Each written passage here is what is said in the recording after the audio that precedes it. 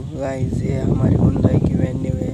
कल रात इसका एक्सीडेंट बहुत खतरनाक तरीके से हो चुका है। ये देख सकते हो आप, ये पूरा निकल कर बाहर आ चुका है। अभी ये जोड़ा ही नहीं जा रहा। हमने इसे बांध दिया था।